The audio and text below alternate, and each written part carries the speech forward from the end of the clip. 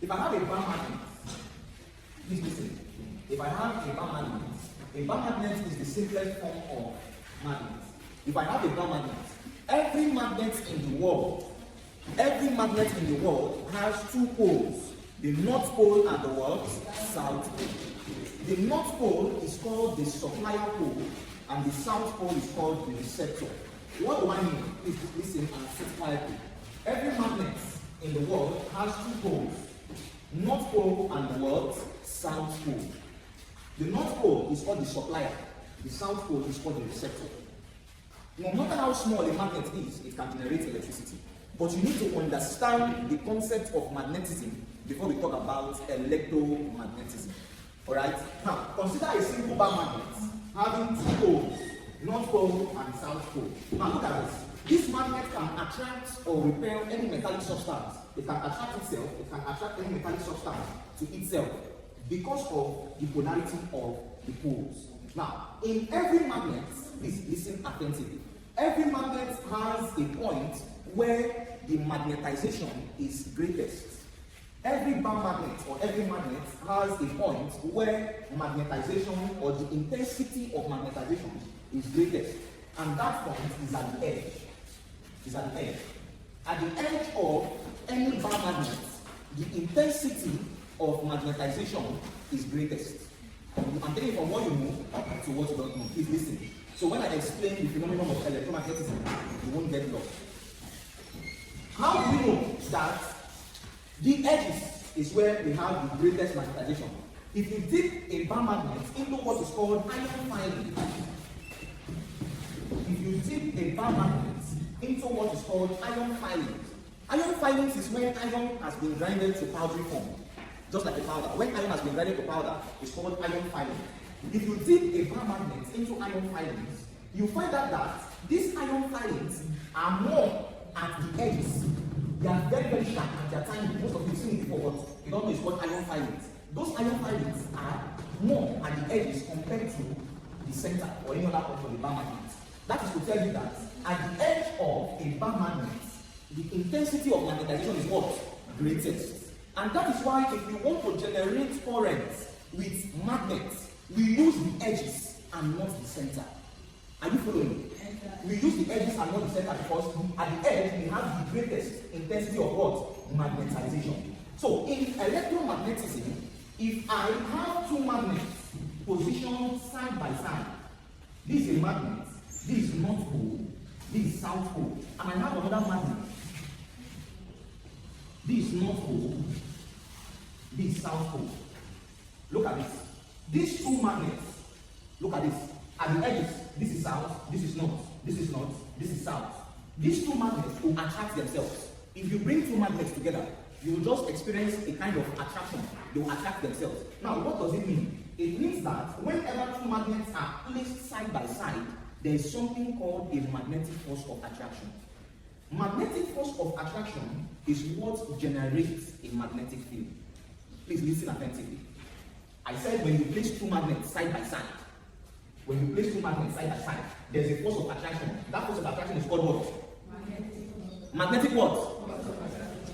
Since I have a magnetic force of attraction, it means there is something called a magnetic field. These magnetic fields are seen as lines of forces that shows the presence of a magnetic force. They are lines of forces that shows the presence of a magnetic force. Look at this.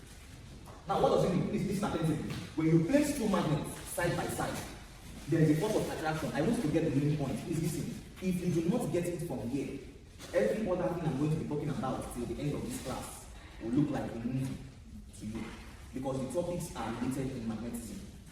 I said, if you do not understand, ask questions so that you understand. In electromagnetism, we are using magnets to generate what? Current or electricity. And I told you something. I told you that magnets, the intensity of magnetization is at the where? Edge, the end. Now, that is why if we want to place two magnets, we don't place them like this. We place them edge to edge, side to side, because the intensity of magnetization is greatest at the where? Edge. Now, when you place two bar magnets side by side, please listen, don't get distracted. When you place two bar magnets side by side, there is a force of attraction called the magnetic force of attraction. That force of attraction that is present shows that in between these two bar magnets, there is something called a magnetic field. A magnetic field. If there is magnetic force, there is magnetic field, isn't it? If there is electric force, there is what? Electric field. Vice versa. So, for us to generate electricity, it means, look at this, I have two bar magnets, this and this. They are trying to attract themselves, alright? It means that there's a force of attraction in between these two bar magnets. If there's a force of attraction, it means there's a magnetic field. Now, look at this. These magnetic lines of forces, they are always emanating from the North Pole and they terminate at the South Pole. They come out from the North and they enter or terminate into the South. Like this. They are moving out from the North. That's why the North Pole is called the supplier pole. Because the line of forces, this magnetic line of forces, they are coming out or they emanate from the North. The sign or the direction of the arrows is showing you that they emanate from the North and they terminate where? South.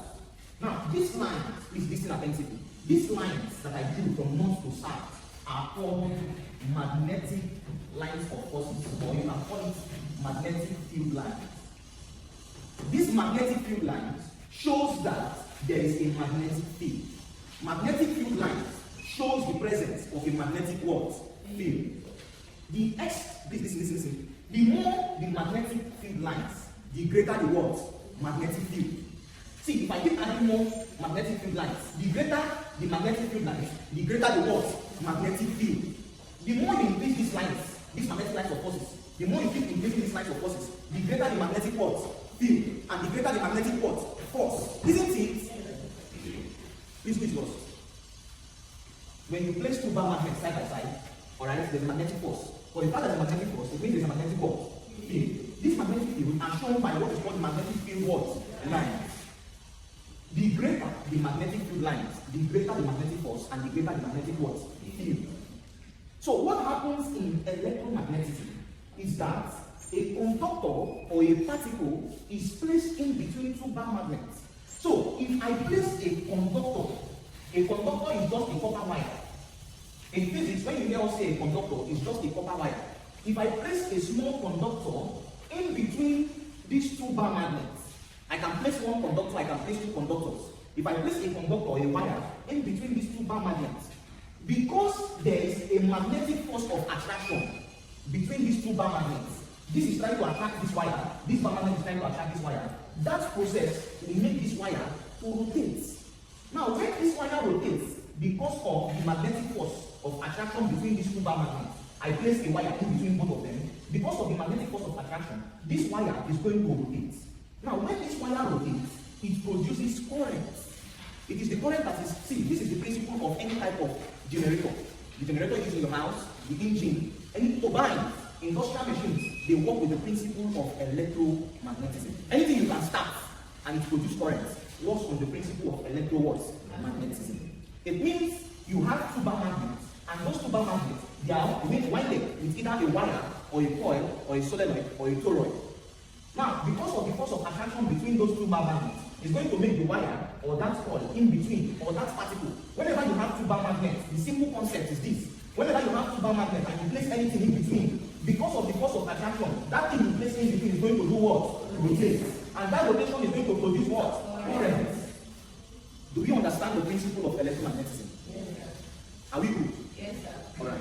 So since you understand this, let's look at some important terminologies in electromagnetism. Number one is magnetic field strength. Magnetic field strength. Magnetic field strength is defined. Magnetic field strength is defined as the force, as the magnetic force. Put it that way. Magnetic field strength is defined as the magnetic force per unit pole. Magnetic field strength is defined as the magnetic force per unit pole. The symbol, I said number one, is magnetic field strength. The symbol for magnetic field strength is capital letter H. Magnetic field strength, H, is the magnetic force per unit pole. Magnetic force per unit pole. It means that since magnetic force Fn is equal to p squared over 4 pi nu naught r squared. Since magnetic force is p squared, p is called the pole, or you can refer to it as the magnetic dipole. We'll get to that point. If this is that, so I have that magnetic field strength H is equal to, this is p squared over 4 pi nu naught r squared divide p. If I take reciprocal, this is going to be magnetic field strength H is p squared over 4 pi nu naught r squared times 1 over p. So that p will take off 1p here, and I have it that magnetic field strength H is equal to p over 4 pi nu naught r squared. Please take note of this formula. Take note of this. Magnetic field strength, the force per unit pole. The unit for magnetic field strength is Newton per meter. Newton per meter, some people see it as Henry per meter. The next terminology is magnetic dipole moment. Magnetic dipole moment. Magnetic dipole moment, the symbol is P. Magnetic dipole moment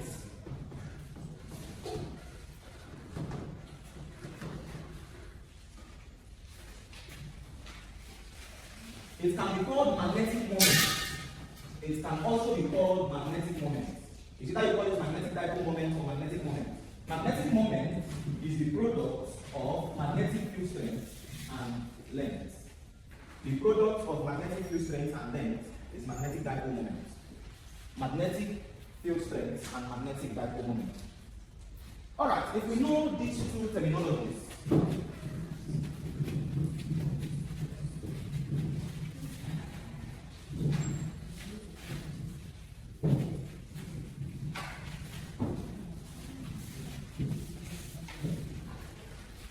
please listen up. If we understand these two terminologies, magnetic dipole moment, please listen. I said we're going to solve the majority of the past questions in this class. Just listen. I know why. We said if you have two magnets placed side by side, if you have two magnets placed side by side, and you place a conductor in between, what happens to the conductor? It rotates. That rotation is what produces what? Current. What is producing that current? Who can tell us? What is producing that current? The conductor or wire. If the wire does not rotate, will there be current? No. It means, please listen attentively. You have a wire placed in between two bar magnets like this. You have a wire placed in between two bar magnets. This is north pole. This is south pole. This wire is rotating because there is a force, magnetic force of what? Attraction. If this wire does not rotate, there will not be what? Current. So what is producing the current is the what? Wire. Rotation of the wire is what produces the current. It means that, please take note of this, it means that every wire in a magnetic field, or every conductor in a magnetic field, is always carrying current. Please take note. That is part of what Biot Savart is talking about. Every conductor or every wire in a magnetic field is always carrying current. So if I understand that the three parameters in this particular scenario, please listen.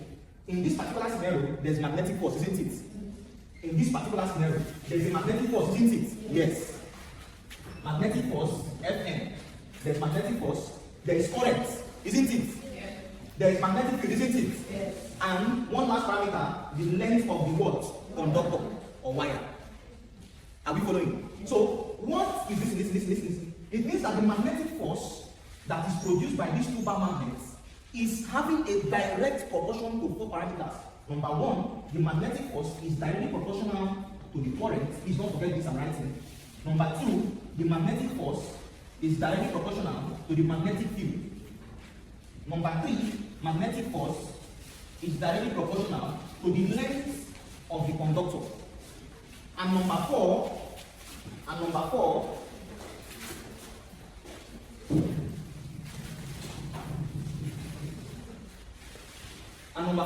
magnetic force is magnetic force is directly proportional to the sign of the angle, the sine of the angle between the magnetic field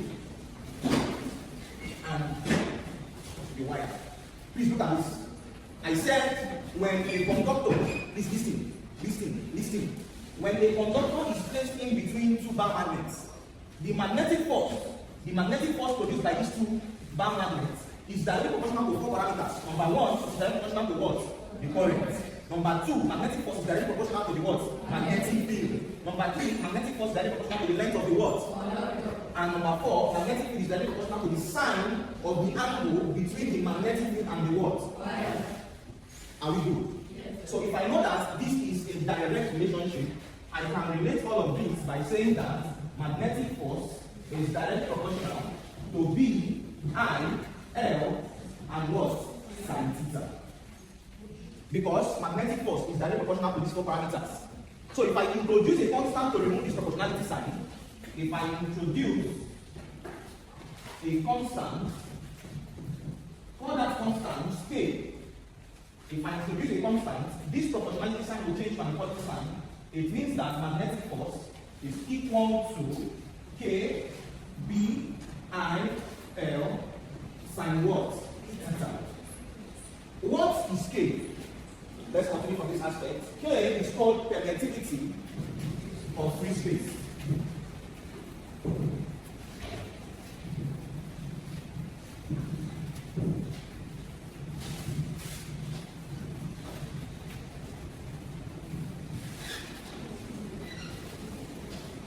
Alright, so I know that magnetic force is equal to KBIL sin theta. K is called permittivity of free space. And listen up, K is mu naught over nu. Mu naught over nu is 4 pi over 4 pi. And 4 pi over 4 pi is 1.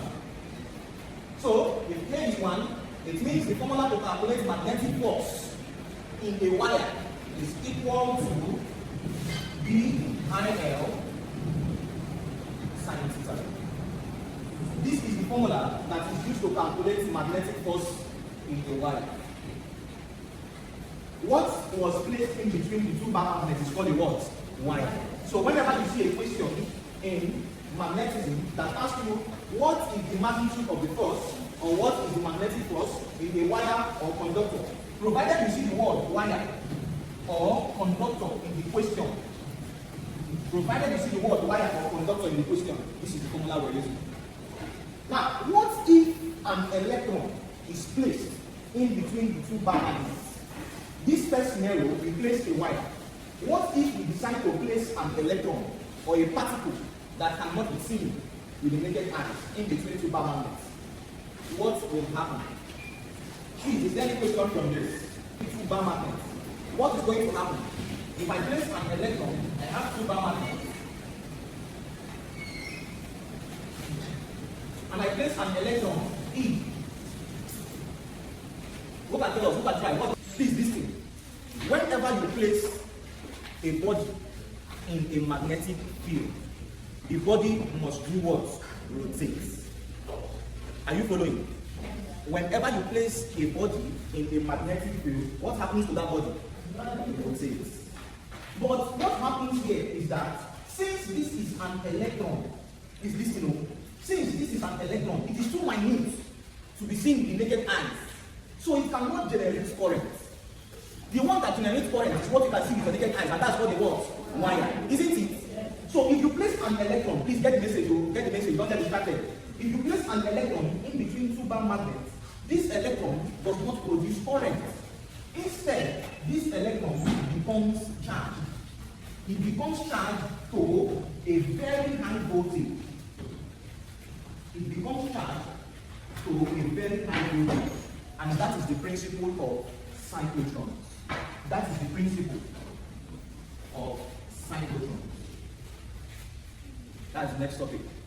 When you place a particle It might not be an electron, it can be a neutron, it can be a proton, it can be deuterium. Provided it's a particle that cannot be seen with the naked eyes. Alright?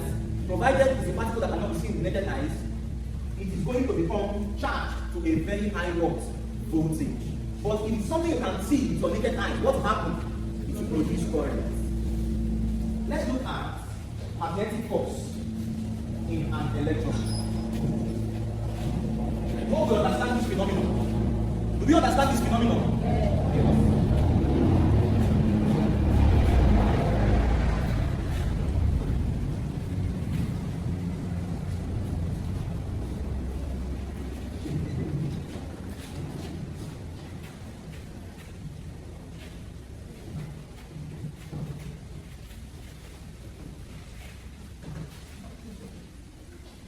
Force on an electron in a magnetic field.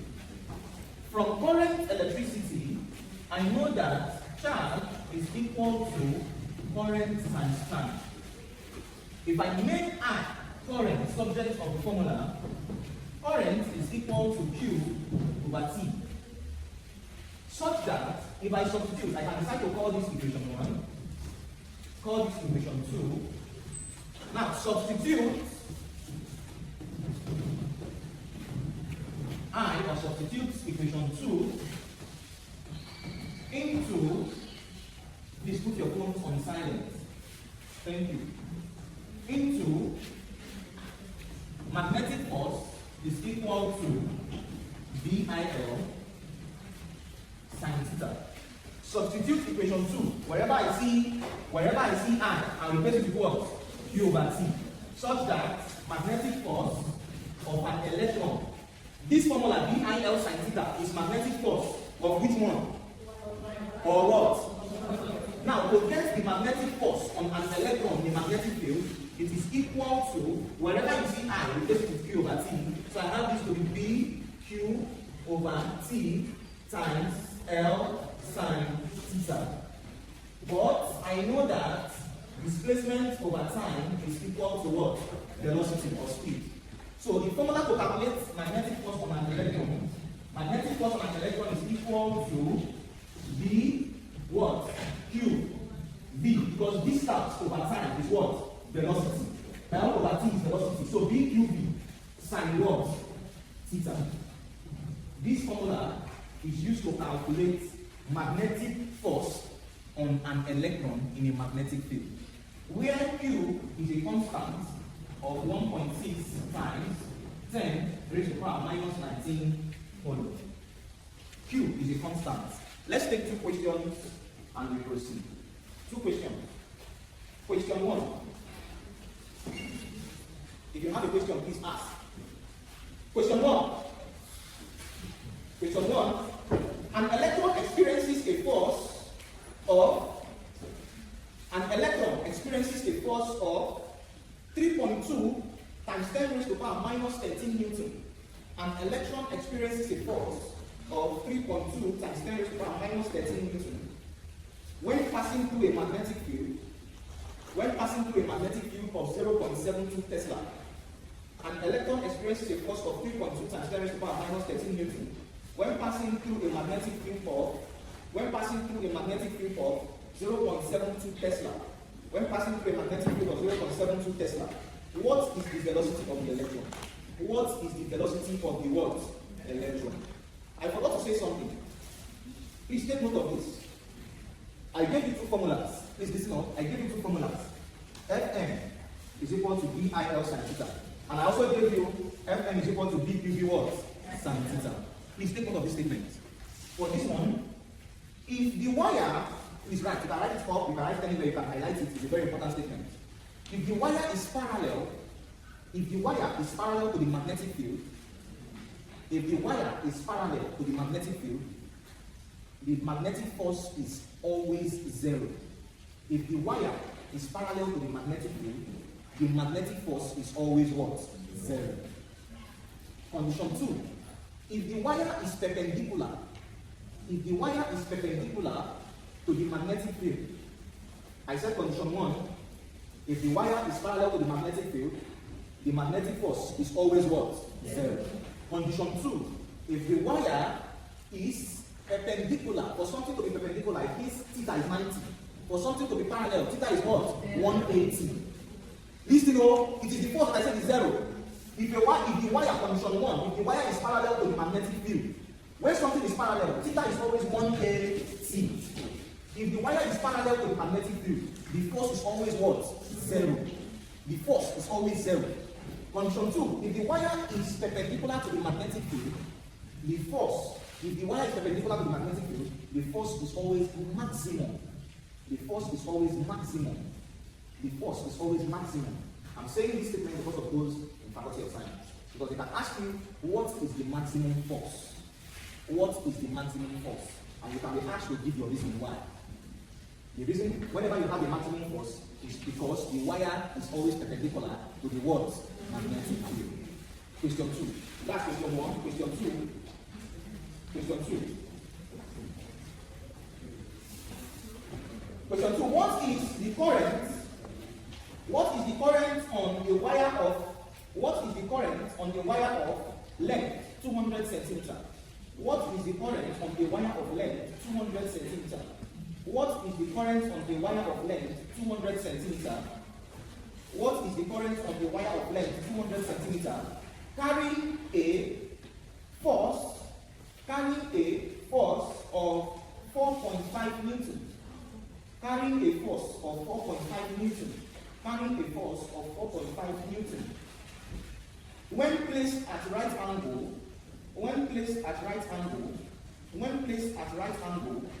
in a field of 0.45 Tesla. When placed at right angle in a field of 0.45 Tesla.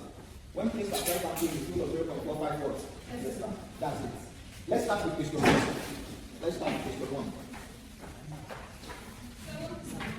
First question. The first question, the one we're seeing there, is it wire or electron? For question 1, wire or electron? Electron. Whenever we have an electron and we are asked to calculate the magnetic force or the force of an electron, the formula we use is B what? UV sine theta. But theta was not given, and angle was not given in that question, isn't it? So what we are using is Fm is just equal to B, U, and what? V. What are the given parameters? The given parameters, they give the magnetic field, isn't it? Of what? 0.72 Tesla. What else?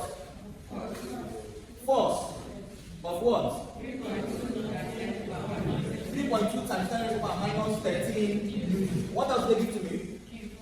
Okay, Q is a constant value, isn't it? Yes. You know Q is always constant. It's expected to know is 1.6 times 10 raised to the power minus 19 coulomb. Isn't it? Yes. And what I'm looking for is what? Velocity, speed of the electron. I'm looking for speed of the electron. To get speed of the electron, we make the subject of formula from here. If you make the subject of formula, V is equal to force over magnetic field times charge. It means velocity is equal to, my force is 3.2 times 10 raised to the power minus what? 13 Newton. You must substitute in the unit. B, what is B? 0.72 Tesla times, what is my Q? 1.6 times 10 raised to the power minus 13 coulomb. Now what's the final answer for Q? For speed? If you use your calculator, what do you have? 2.78 and 10 raised to the power of 6. Is it 6 or 7? 6. Unit for velocity is meter per what? Second. The answer is 2. Alright. The second question, if you're done with this. So I can take this off now. The second question. I was asked to calculate current, isn't it? Is it on a wire or electron? So the formula I'm using is what? Fm is equal to what? IF. Sine what? Theta. Am I giving theta in that question? Yes. Theta, right angle, it means it is perpendicular. Are you following? Yes. It means it is perpendicular. So I was giving theta. So what are the given parameters? L. L, what is L? 200 what? Convert it to meter. Divide by 100. What do you have? 2 meters. What else?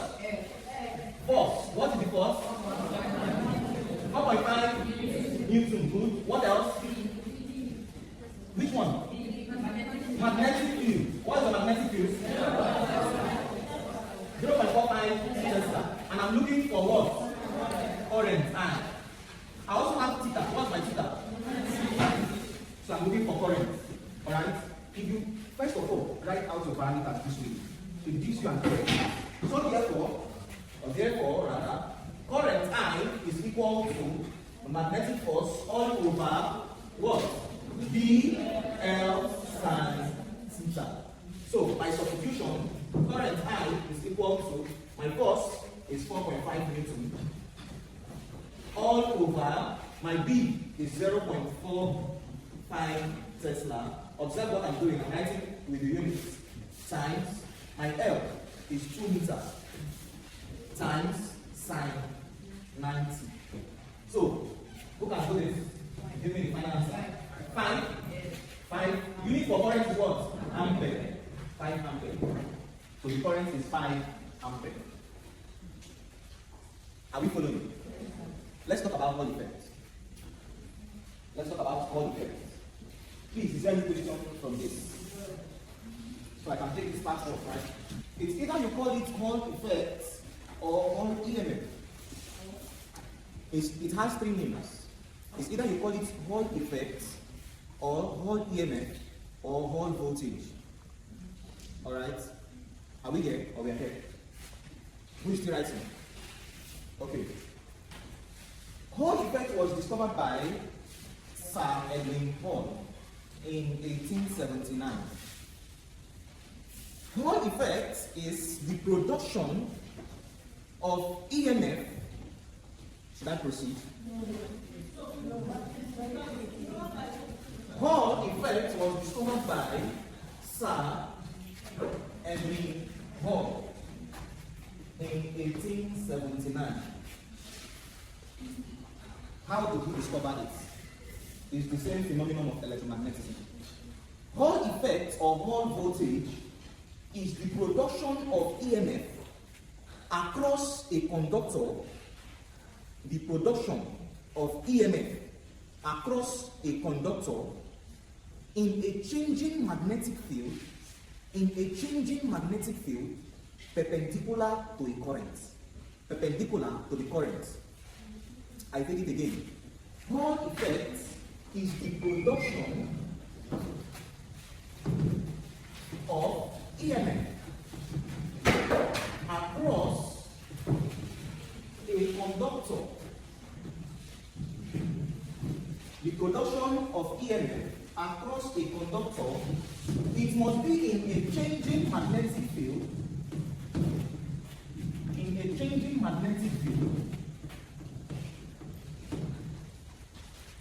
Perpendicular to the current. The meaning of EMF, please take C. In your exam, they will ask you what is Hall effect. They will ask you what is Hall effect. Check past questions. Hall effect is just producing EMF across the conductor. See, what I told you about when you place a conductor in between two bar magnets, that's what Hall effect is all about. Alright? But why is it unique? Is because this man, Edwin Hall, he went further in his research about electromagnetism. And he never wanted to term it electromagnetism, so we called it Hall effect, based on his research. What is EMF? EMF is called electromotive force. Electromotive force, please listen up. Electromotive force is the maximum or the highest, please listen up. Electromotive force is defined as the maximum potential difference that can be produced, from a specific electric current source.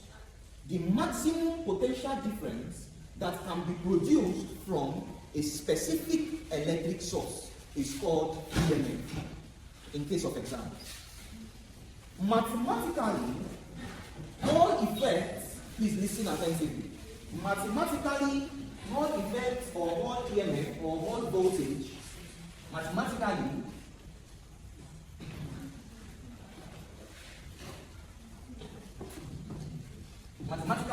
Hall EMF is, you can represent it with E, you can represent it with V. So which one do you want us to? You can represent it with, either you use E or you use VH. Which one do you want us to work with? VH or E? E or VH? This one? Okay, let's use E.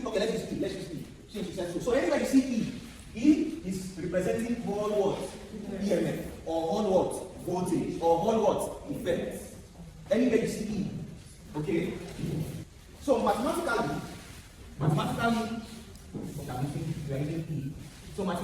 Hall voltage is equal to a product of magnetic field.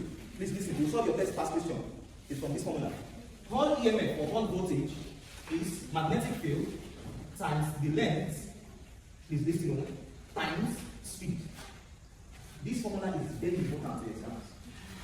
Magnetic field times length times speed. Let me write it. Length of the strip or width of the strip. V is sometimes referred to as Greek velocity. B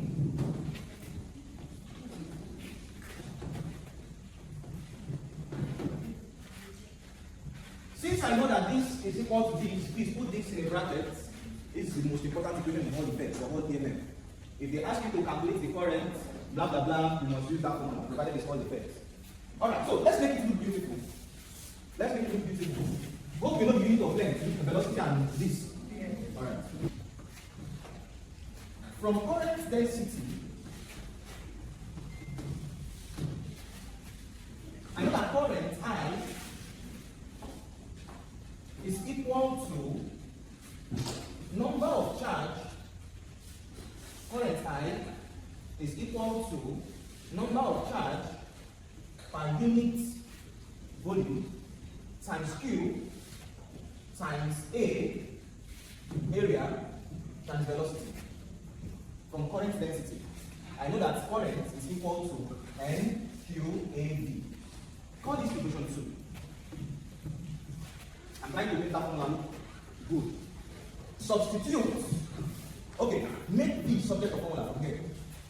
Make V subject from equation 2. If I make V subject, I have it that V is equal to I over what? A is called area. A is area. So, substitute. If I know that A is area, call this equation 3.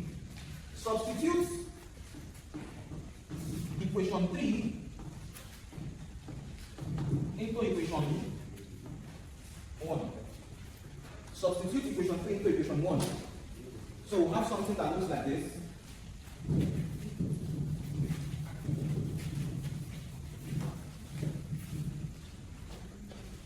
We'll have something that looks like this. Hall voltage is equal to V times L. In place of this V, I replace it with what? I over what? Call this equation 4. Equation 1 and 4 is what we use to solve any type of question under Hall effect. These two equations. So, let's take a question from your test for those in college. There's no way, if you're in college of medical sciences, Dr. Ian must ask you a question from Hall effect. Alright? So let's take a question, your test pass question.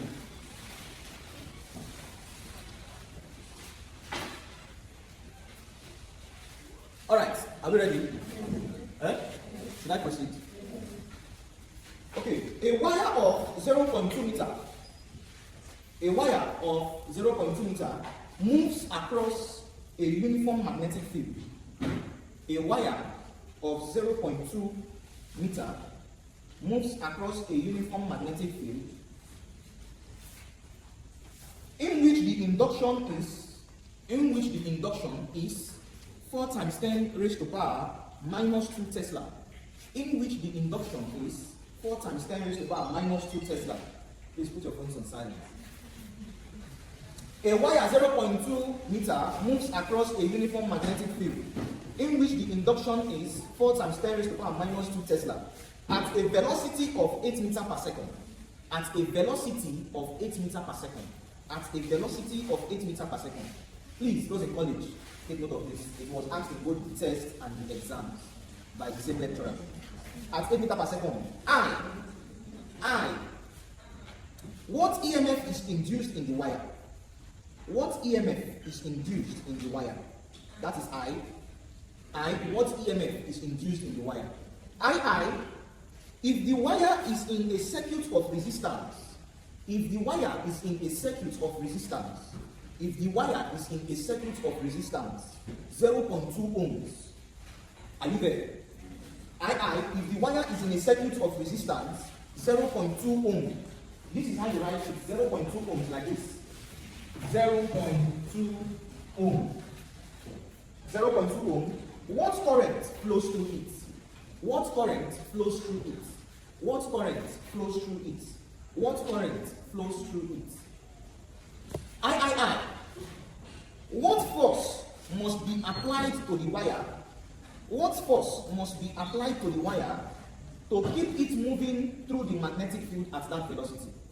What force must be applied to the wire to keep it moving through the magnetic field at that velocity? What force must be applied to the wire to keep it moving through the magnetic field at that velocity? This was last year's 2nd of August, last year, and it is likely the time you write your own test. Yes, ma'am. So if you're doing test now, you're scared to write test. You know what the write test are going to be free. Do this question, and it was also asked in the exam. So let's solve this. Let's solve this. Alright? We will solve this one together.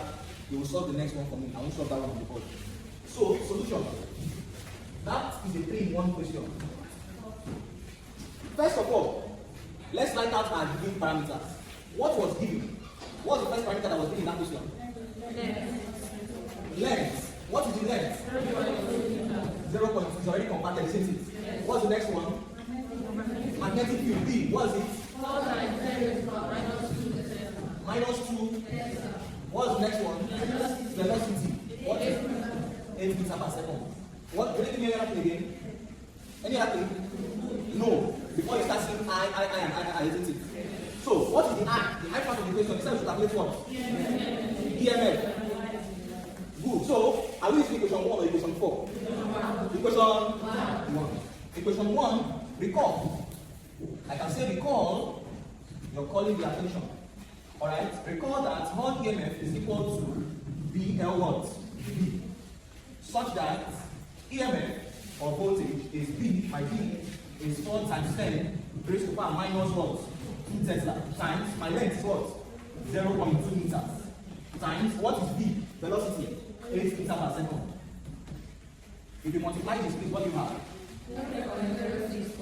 0.064. Yes. Okay. The unit of voltage is what? V. That is the answer to that. Alright? That is the answer to that. We are done with I. Let's go to II. Let's go to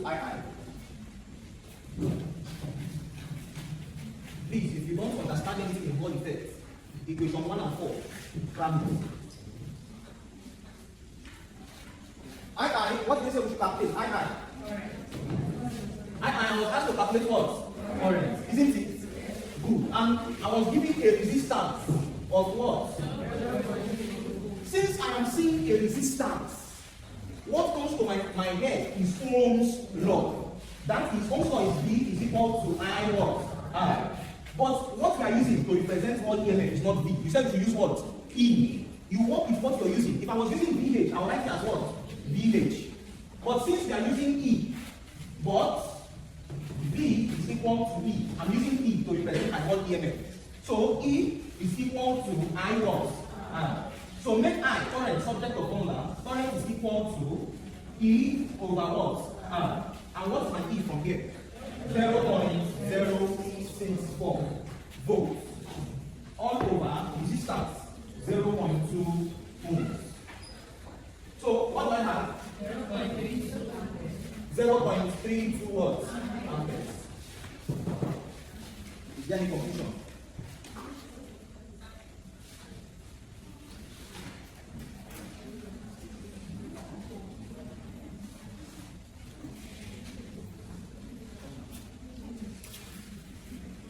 So I. What's the third part of the question? What force must be applied to the what? So are we using BIL or are we using BQV? Because it's what? Wire. So I, the force that must be applied to the wire is BIL sine, but there was no angle. So this is F is equal to, is what the magnetic field? 4 times 10 raised to power what? Tesla times what is the current? Are you seeing that what we got here was used to calculate I? And when we got I, we are using it to calculate what? Force. Are you following? What we got here, this EMF, we used it to calculate current. The current answer, the answer for the current, we are using it to calculate what? Force. My I, the current is 0.32 ampere. What is the length? 0.2 meter. So if you multiply all three, what is the value of the force? 2.56 minus. Do you know that as easy as this question, you see how easy it is, just substitute itself.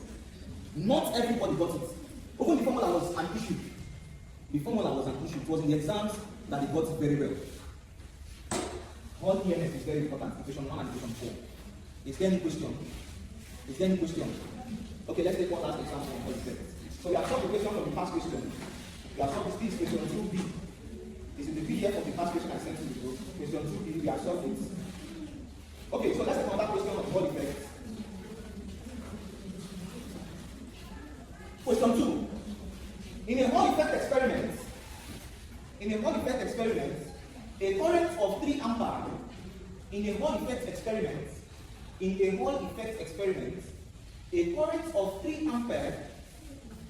a current of 3 ampere across a conductor.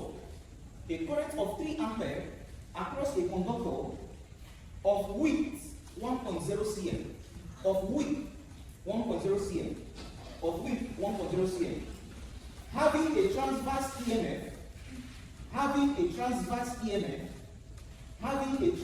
EMF of 10 microvolts. Look at it. 10 microvolts. You know what is micro, right? Yes. Times 10 to the power minus what? 6. Having a transverse EMF of 10 microvolts, when a magnetic field of 1.5 Tesla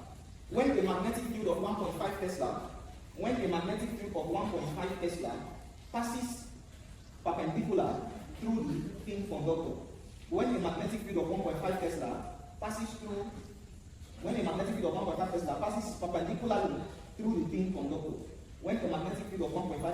passes perpendicularly through the thin conductor. Calculate the drift velocity.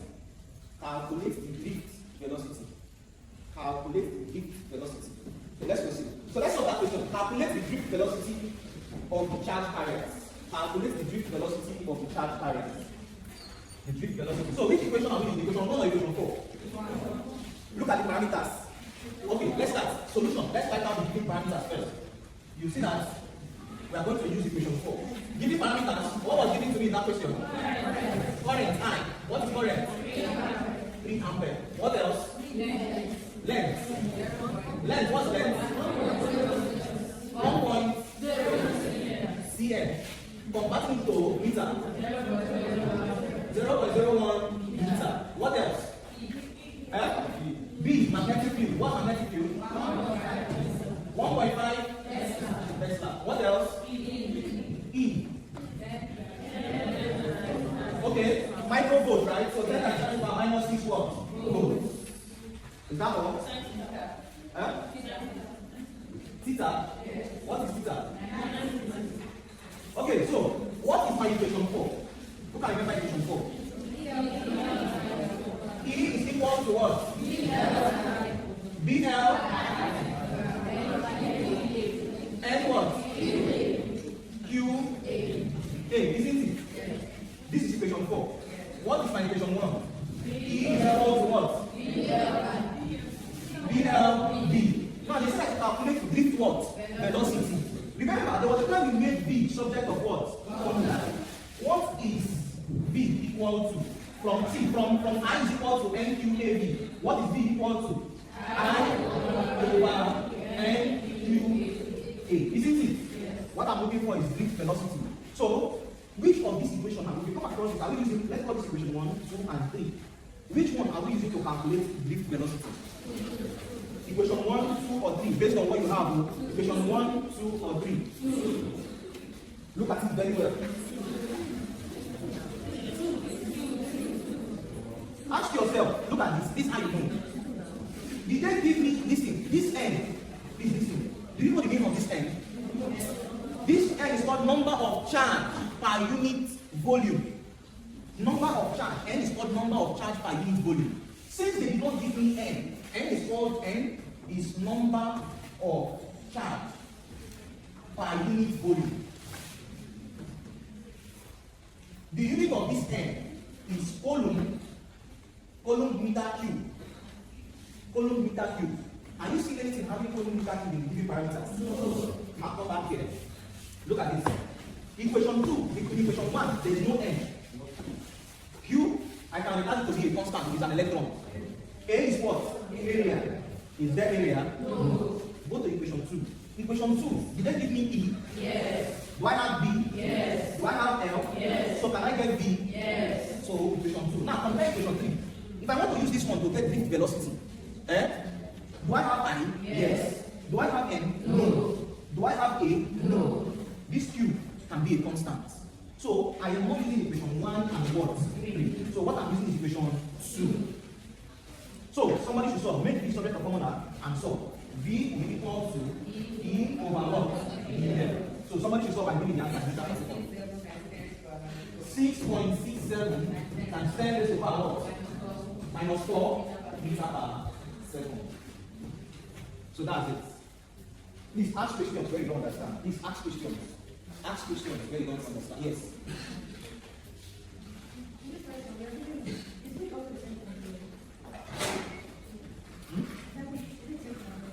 Okay. When you're giving width, they will see. When you're giving width, if you're giving width in a question, they will give you breadth and they will give you length. But in this question, they gave you length. Is it width? The same thing as length. They only give us one, they did not give us 3. Do you get? If they give you length, width, so that you can multiply length times breadth times height to get volume, which is for m. But they give us only 1. That means it is L. But if they give us length, width, there are some questions you see length, width, breadth, like that. That means they're asking thickness. Thickness is another word. So they can give you thickness, width, length, combined. So you just multiply the 3 to get m. Do you get? Area, they can give you area and specify it. But since this one is just only width, remember when I did this formula, I told you that L can be length of the street or width of the street. Do you remember? I said I wrote it. So the parameters that satisfies the equation, that is why we're using equation 2. Alright, so cyclotron. You have a question, who has a question? Okay, cyclotron. A cyclotron is a particle accelerator that is used to charge particles to a high voltage. A cyclotron is a particle accelerator that is used to charge particles to a high voltage. A cyclotron is a particle accelerator that is used to charge particles to a high voltage. A particle accelerator that is used to charge particles to a high voltage is called a what? Cyclotron. From the name cyclotron, it's just moving particles in circles. Now, how is the cyclotron formed? In a cyclotron, is this the principle of a cyclotron, the working principle of a cyclotron. You have a magnetic field, a magnet. A magnet creates a magnetic field, alright? What is happening? We have an electron, very small, an electron in between. Please listen attentively. This electron will rotate in between these two bar magnets. When this electron rotates, it does not produce current. Instead, this electron becomes what? Charged. The one that produces current is what? A wire. This electron does not produce current because of how small and minute it is. What happens to this electron is that it becomes charged. When this electron becomes charged, it can be used for several research purposes. But in a cyclotron, please listen up. In a cyclotron, remember, it is something that is rotating. For an electron in a cyclotron to rotate, two forces must be equal. The same way for the Earth to rotate around the sun. The Earth rotates around the sun. Two forces keeps the Earth in constant rotation without coming too close or staying too far. Centripetal force and what? Centripetal force and what? I thought someone want to say gravitational.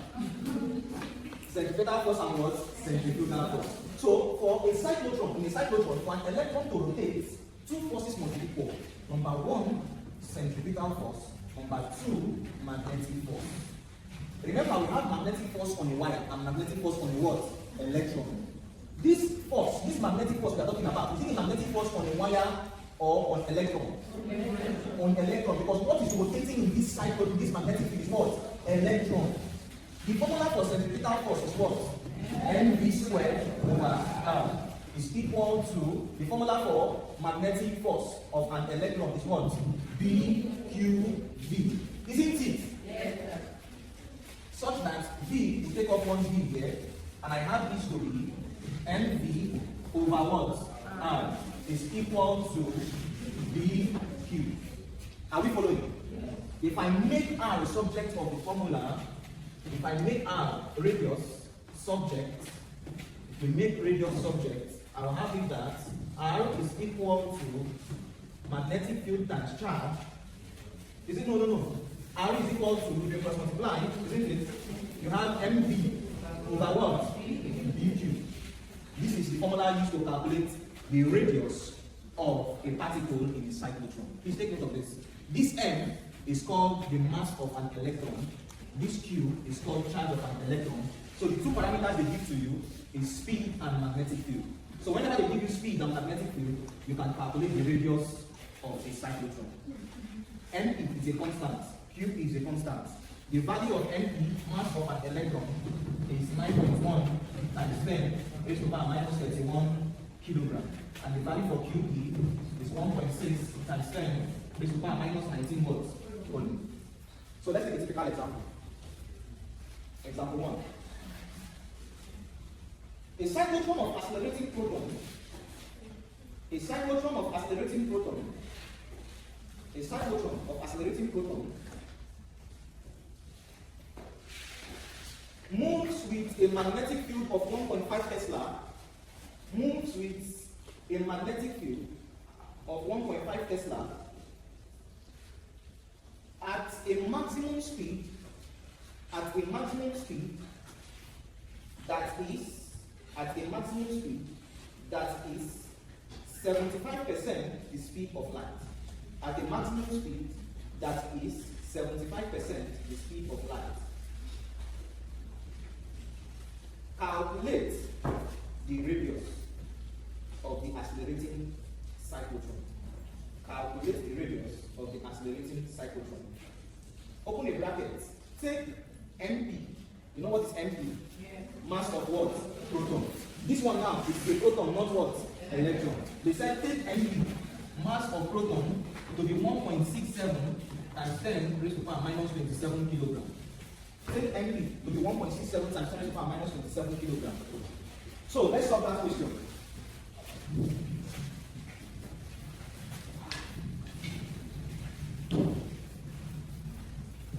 Let's solve the question. We are looking for the radius. Alright? Giving parameters, solution to that question. The given parameters, they tell me a speed that is how many percent speed of light? 75%, 75 over what? 100. Times speed of light is 3 times 10 raised to the power what? 8 meter per what? 75%. The speed of the cyclotron is 75% the speed of what? Light. So 75 over 100 times the speed of light. Is what the answer is? 2.25 times 10 raised to the power what? 8 meter per second. So this is the speed we are working with. What's the magnetic field? 1.5 Tesla. Alright? They gave me a constant, MP. Mass of the proton to be what? 1.67 times 10 raised to the power minus what? 57 kilograms. And I know Q, charge of proton to be a constant of 1.6 times 10 raised to the power what? Minus 19 coulomb. So if I substitute it into the formula, if I substitute, the radius is equal to, radius of the proton in this cyclotron is equal to mp times v all over what? VQ, isn't it? So let's substitute. So the radius is equal to mass of the proton 1.67 times what? 10 raised to the power minus 27 kilograms times what's the velocity? The speed 2.25 times what? 10 raised to the power 8 meter per second. All over what might be 1.5 Tesla times 1.6 times 10 raised to the power minus 19 coulomb. Any answer? 1.57 okay, meter. Meter. This is the radius.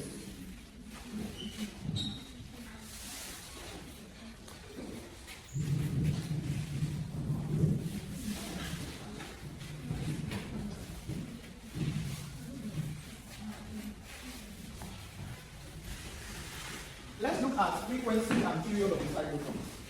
Frequency and period of the cyclotron. Frequency and period of the cyclotron. Frequency and the period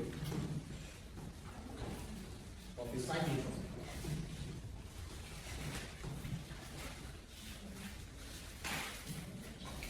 Frequency and period of the cyclotron. From the formula of, are you done with this?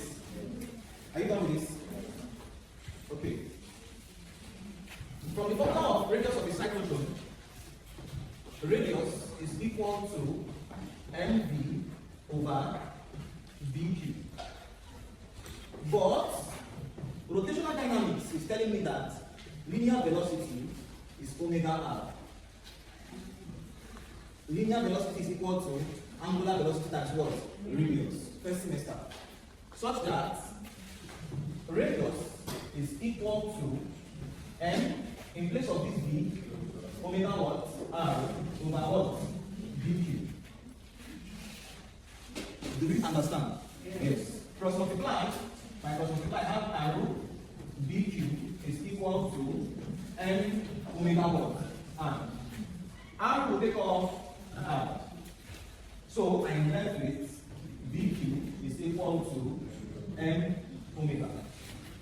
But omega is 2 pi over t. I can take off this.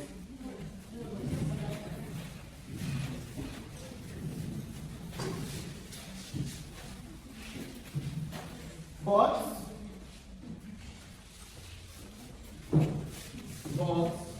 omega is equal to 2 pi over what?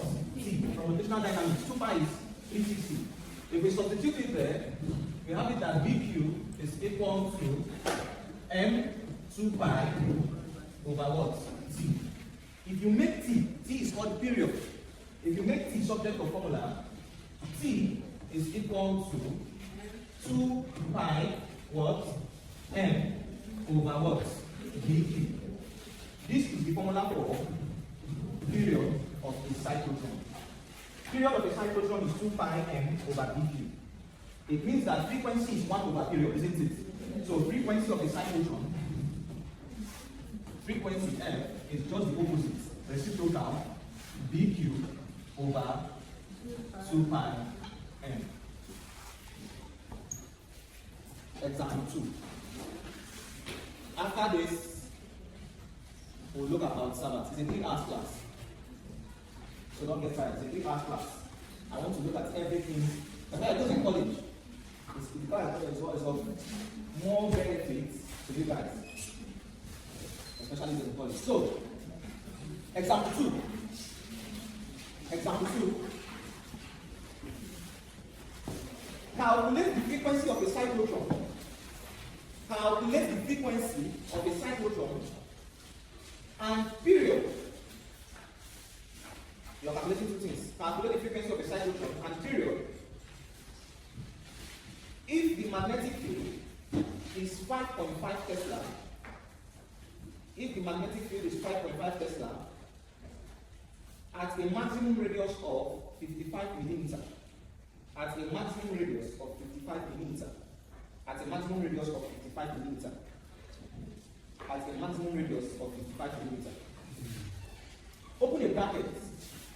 Take ME to be 9.1 times 10 raised to the power minus 31 kilogram. ME, you know what's ME? Mass of electron. ME to be 9.1 times 10 raised to the power minus 31 kilograms. That's ME. And Q to be 1.6 times 10 raised to the power minus 19. And Q to be 1.6 times 10 raised to the power minus 19 coulomb. Can you calculate for frequency and period? Yes. Should I insist? Did you get the question? Yeah? I said take ME, mass of electron 9.1 times 10 raised to the power minus 31 kilogram. And Q, charge of electron, Q to be 1.6 times 10 raised to the power minus 19 coulomb. Q is 1.6 times 10 raised to the power minus 19 coulomb. That's it. Are we following? So can you calculate frequency and period? Yes. Can't you calculate it? You can't.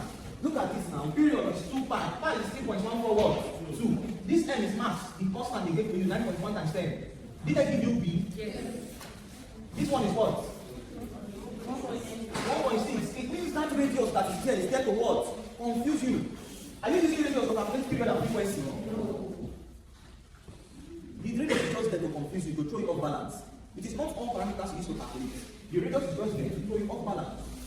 So can somebody calculate the period? Somebody calculate the frequency and tell us.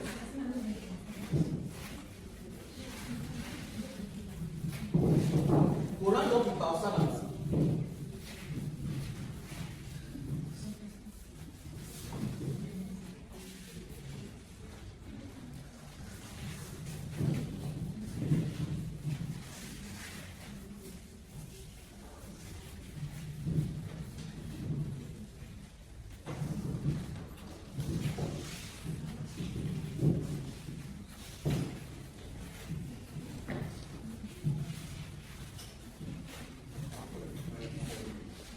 Any answer for the period? 6 points. Do we know how to calculate the period? Do we know how to calculate period? Let me know how to do it. Is equal to 2 pi m over what? dq. Isn't it? By substitution, this is 2 times 3.142, isn't it? What is M? Mass of electron. 9.1 times 10 to the power minus what? 31 kilograms. Everything over what? What is your B? 5.5 Tesla times what is Q? Minus what? Anything you get here is your period. The unit for period is second. Period is time. Period is time. When you've got your, has anybody got an answer for period? What do you get? 6 points. Minus 12 second. Finish. Yes, it's not what you got. Yes. Minus 12 seconds. This is your period T. Now, to get frequency. Frequency is just the opposite. Take everything down, keep it up. Take everything up, keep it back. Down. Isn't it? Yes. That's it now. So what do you get as the frequency? 1.5 times 10 to the power 11 or minus 11? 11. The unit for frequency is Hertz. This is frequency, this is period. Let's talk about Biot Savart Theorem, and we'll call it today. Biot Savart. In French, it is called Biot Savart. Their pronunciation. As speaking Nigerian, I have no business with that. Biot Savart. You know what I'm talking, I know what I'm talking. Alright, so Biot Savart are two French physicists that came up with the idea to determine the intensity of a magnetic field at any point around. Please listen on. I'm going to explain again. Biot and Savart, two French physicists, they came together. They said if a wire or a conductor in a magnetic field is carrying current I. Please listen. You know that if a conductor is in a magnetic field, it is always what? Rotating. Now, Biot and Savart, they came together and they said that to determine the magnetic field at any point around a current carrying conductor, to determine the intensity of the magnetic field at any point along the current carrying conductor, Biot and Savart, what they said was, you pick any points around this conductor. You can decide to pick this point, you can decide to pick here, you can decide to pick anywhere, any points. Now, Biot and Savart are saying that if this is a conductor in a magnetic field, just pick any points. You can pick any point, but the point you should pick should not be very far. You can pick any point along this conductor. You can pick this point. Let's say this is point. Let's call this point P, or you can call this point A. I want to measure the magnetic field at point P. Now, Biot and Savart, they said for you to measure the magnetic field at point P, listen, for you to measure the magnetic field at point P along a conductor in a magnetic field. This conductor is rotating. Now, Biot and Savart, they said for us to measure the magnetic field at this point, you can decide another person can decide to take this point, some other person can decide to take another point. It depends on your thoughts. Now, what they are saying is that to get the magnetic field at this point, they said you don't need to measure the whole distance of the conductor. What you need to do, just take a small section of the conductor. Don't consider everything. The current across this small section is the same current across the conductor. So what Biot and Savart is saying, for me to determine the magnetic field at the point close to the current carrying conductor in the magnetic field, what do I need to do? This is my point. P. To get the magnetic field at this point, you trace a line called radius from this point, let's say to this point. You can trace this line to this point. You can trace it anywhere. This is the point at which I want to determine the magnetic field. You trace this line to this point. You trace it to anywhere on the wire. Trace it to anywhere on the wire. But I'm considering a small section of the wire. If I trace it to this point, all these are. Now, what Biot and Savart is saying is that this distance we've made will create an angle called theta. And he said that this angle is always at right angle or perpendicular to the current. What Biot and Savart is saying is that no matter the point you pick across, no matter the point you pick in the conductor that is rotating in the magnetic field, no matter the point you pick, that point is always at 90 degrees to the current across the conductor. So, Biot and Savart, they came up with a proof. They decided to call this small distance change in L. It can be so small that you cannot be able to see. They decided to call it change in L. Call this distance from this point. I want to measure the magnetic field. This is where I want to measure the magnetic field. This is the point on the wire. I am not considering the whole section of the wire. I'm just considering a small section. Call it the L. This the L is known as line segment. Line segment. Now, what Biot and Savart is saying is that the magnetic field at this point, dB means change in magnetic field. Do you want me to write it as dB or just B? dB. dB means magnetic field. Whether you write it as B or dB is same thing as magnetic field. So what Biot and Savart is saying is that the magnetic field, dB, at this point P, is equal to U naught, a constant, over 4 pi times the current I from the conductor times the L, change in L, this small section you're considering, times sine of the angle theta. And everything is all over the square of the distance, R squared. This is the mathematical expression that Biot and Savart came up with to determine the magnetic field at any point around the conductor. The essence of Biot and Savart theory is that if a conductor is rotating like this, Biot and Savart is saying that provided this conductor is rotating and supplying current, I can tell you the magnetic field at any point around this conductor. That is the essence of Biot Savart. They are saying that to get the magnetic field at any point around this conductor that is rotating in a magnetic field, use this formula.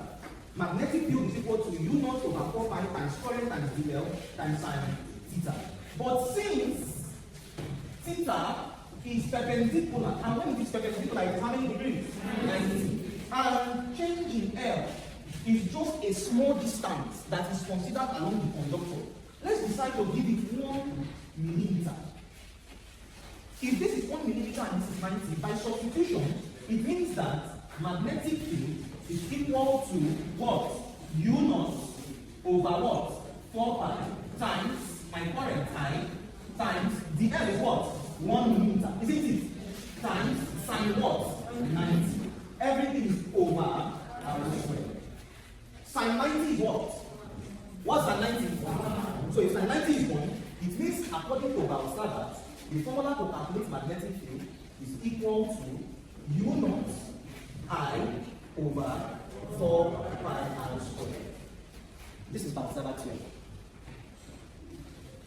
Let's look at Biot Savart theorem on a wire, coil, solenoid, and toroid. This is Biot Savart's formula. Yes.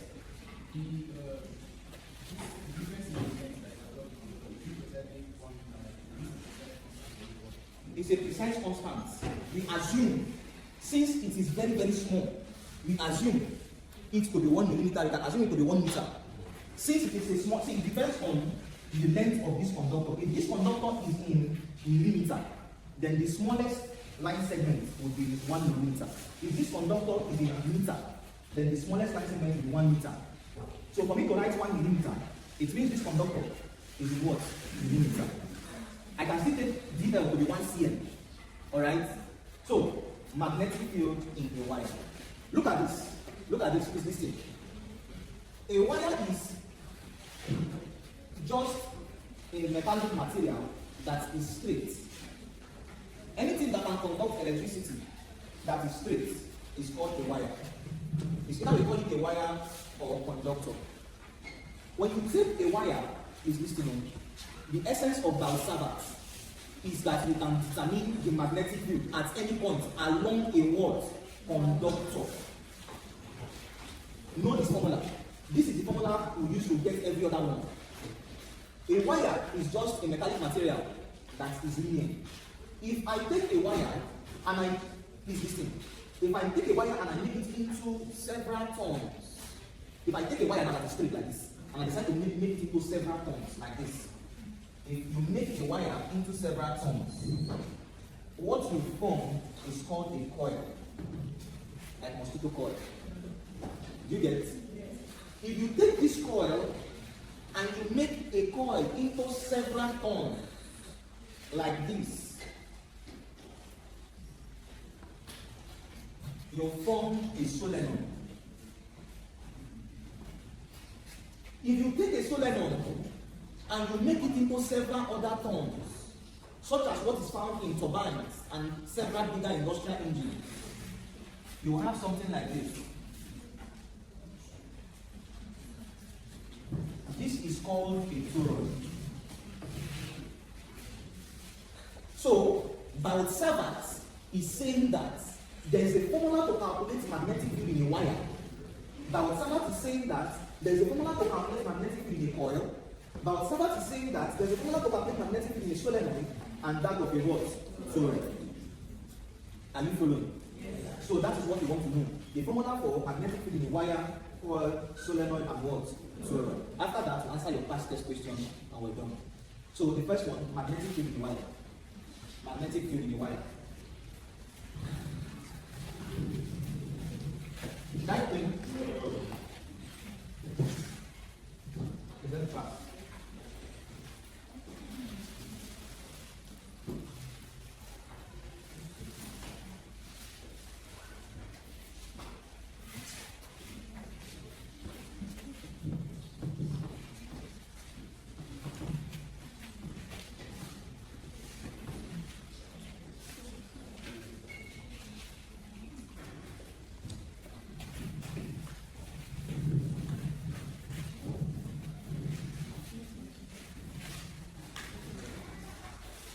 Alright, so magnetic field in a wire. Let's start with the first one.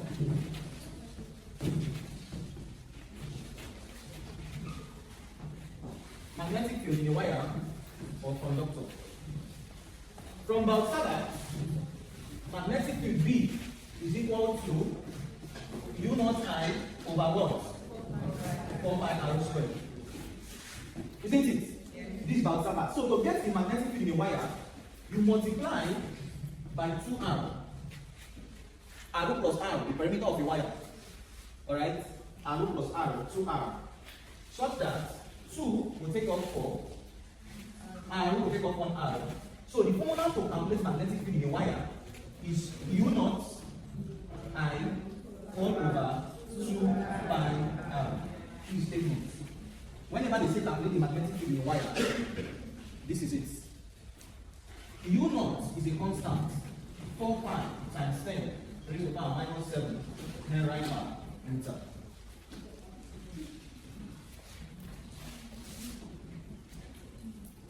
We're done. You see. Magnetic field in a coil.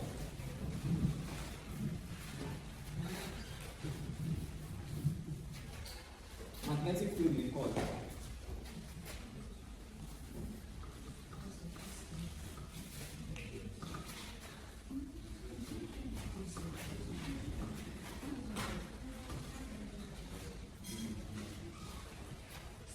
Yes. Henry per meter is the unit of the constant. Alright, so magnetic field in a coil, from Biot Savart law, I think Biot Savart is saying U naught I over what? 4 pi R squared. All the formulas I will use Biot Savart to get it. Area of a circle is what? What's the formula for area of a circle? Eh? Or pi R squared, perimeter of a circle. Or pi d, 2 pi R or pi d. What I multiply with Biot Savart on wire is 2R, perimeter of a what? Wire of a straight line, R plus R. To get magnetic field in a coil, we can multiply the perimeter of a circle. Since I'm seeing R there, this is going to be 2 pi R. 2 pi R, a coil is listen. Look at the coil. A coil is like this, isn't it? It means a coil is looking like this. It's circular. And it has what is called turns. The coil has what is called what? Turns. In getting a magnetic field of a coil, you must consider what is called the number of turns. Now look at this. This one I mean here. To know the number of turns, listen. Number of turns. 1, 2, 3, and what? 4. So this coil has how many number of turns? 4. Are you following? Good. So, to get the magnetic field of a coil, it is 2 pi R times N. Where this N signifies what? Number of turns. So, 2 will take off 4, we have what? 2. Pi will take off what? Pi. Radius will take off radius. I have 1 radius. So, to calculate magnetic field from Biot Savart for a coil, it is U naught I what? N. Are you seeing it? All over what? 2R. Not 2 pi R. It's now what? 2R. Are you following? Please take note. Take notes. This one is for coil. This one is for what? Wire. In wire there is no N. In coil there is what? N. And you know what is the N? Number of turns. The next one, magnetic field in the solenoid. Magnetic field in the solenoid.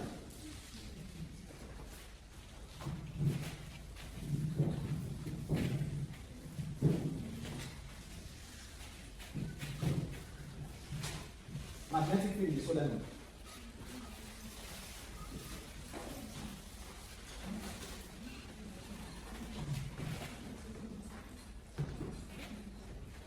Now, this is where it is important. The first two, for those in Faculty of Science, for solenoid and toroid, for those in college. Please listen. Magnetic field, there's no way you write your test and exam without, this is Dr. Paddy's aspect. This is the only thing he's teaching you guys this semester, so please listen. If you can play with the formulas from here, everything I've been saying about it's not making sense. This is where it starts making sense. So magnetic field for a solenoid is B is equal to uni. Just remember uni, like university. U N I. And you must add KN. If you do not add this KN, you are wasting your time solving. What is KN? Magnetic susceptibility. KN is called magnetic susceptibility. It tells you the degree at which a material can attract or magnetize like attracts itself to a magnet. That's what they call magnetic susceptibility. There are some, let me give you an instance. If you bring steel and you bring aluminium close to a magnet, the rate at which a magnet will attract both of them will be different. That is what they refer to as magnetic what? Susceptibility. It is a constant. They will always give it to you in the question. You see it. It's in the past tense question. So this is the formula to calculate magnetic field for a solenoid. But this is not the final formula. The main formula is this. But N is equal to N over L. What is small n? Small n is called number of loops. Capital N is called number of turns. So listen to the question very well. If they tell you number of loops, you will use it like this. If they tell you number of turns, you will not make it beautiful and make it look like this. B is equal to U naught N I K M all over L.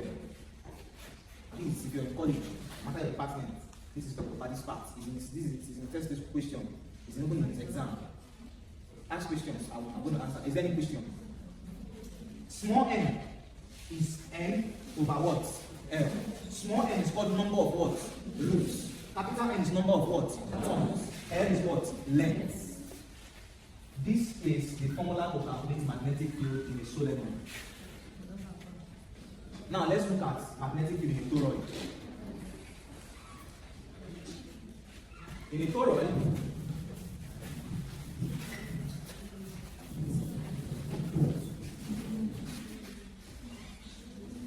magnetic field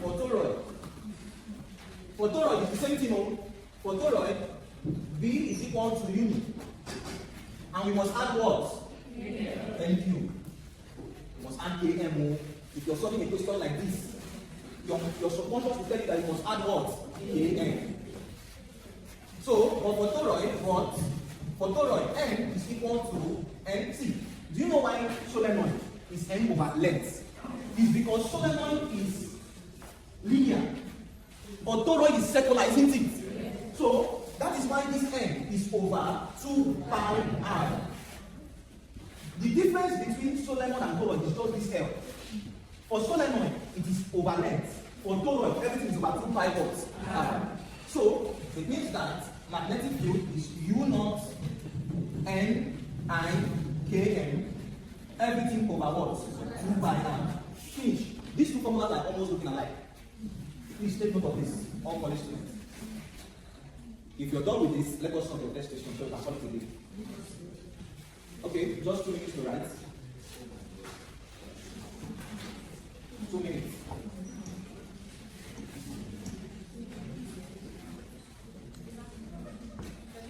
Should I proceed? Yes, I have a question. Ask.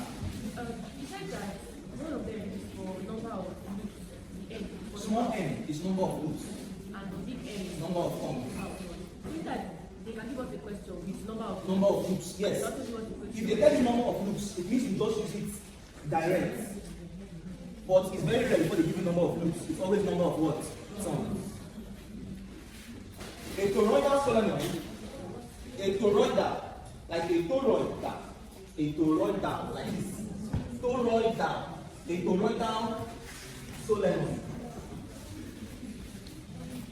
A toroidal solenoid with 600 turns. A toroidal solenoid with 600 turns. Is this small letter n or capital letter N?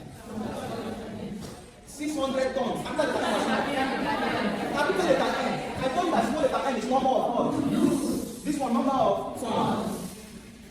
A toroidal solenoid with 600 turns is wound on a ring. That means it was made on a ring. Is wound on a ring having a mean radius of 450 millimeters. Is wound on a ring having a mean radius, mean, M-E-A-N, having a mean radius of 450 millimeters. Having a mean radius of 450 millimeters. Full stop. Find the current in the winding. Find the current in the winding that is required to set up a magnetic field. Find the current in the winding that is required to set up a magnetic field of 0.35 Tesla. Find the current in the winding. Find the current in the winding that is required to set up a magnetic field of 0.35 Tesla. Find the current in the winding that is required to set up a magnetic field of 0.35 Tesla in the ring of 0.35 Tesla in the ring I, like I, put in a bracket, I, if the ring is made of annealed iron. If the ring is made of annealed iron. This is the spelling of annealed. Annealed iron. Annealed iron. If the ring is made up of annealed iron, they said take Kn. The Kn of this magnetic susceptibility of annealed iron is 1400. II, the second part, if the ring is made of silicon steel, if the ring is made of silicon steel, if the ring is made of silicon steel, if the ring is made of silicon steel, take Kn of silicon steel, magnetic susceptibility for silicon steel, 5200. 5200. 5200. So let's solve. I'm going to solve for I, you solve for what? I. So from these two formulas, now somebody should observe. From the two formulas, a toroidal solenoid. Are we using the formula for toroid or solenoid? Toroid, that's what we're using. Because see, toroidal solenoid, the word you're seeing first is the one you use. If you're only seeing solenoid, you use only solenoid. A toroidal solenoid, it means we are using this formula. And what are we looking for? Current, isn't it? So, let's write out our given parameters. What are the given parameters? They gave me B. Okay, let's start. You said radius. Number of turns. 600. Yes? Radius. 450 millimeters. Convert to meter. Divide by 1000. What do you have? 0.45 meter. What else? Magnetic field B. What is magnetic field? 0.35 Tesla. Yes? Kn. Kn for the first one. What's Kn? 1400. So I'm looking for what? Current. This is what I'm looking for. Alright, doing it like this makes it easier for you. So from the formula, making I subject of formula, if I make current subject of formula I have that I is equal to what? B2 pi what? R. Isn't it? All over what? U naught N Kn. I'm looking for I, so I want is there, isn't it? So let's substitute. Current I is equal to my B, 0.35 Tesla times 2, isn't it? Times pi is 3.14 what? 2. Times what is the radius? 0.45 meters. Everything is over what? U naught. What's my U naught? 4 pi. This pi here is still 3.142 times 10 raised to power what? Minus 7. Isn't it? And right per meter. Times number of turns is what? 600. And what is my Kn? 1400. Please take note of a question like this. Those important. Is it the final answer? 0.94. 0.94. Okay, so we have the current 0.94 ampere. This is the current when the Kn is what? 1400. Now calculate the current when the Kn is 5200. What you're changing is what? The only thing you're changing is not the Kn? Yes. So solve.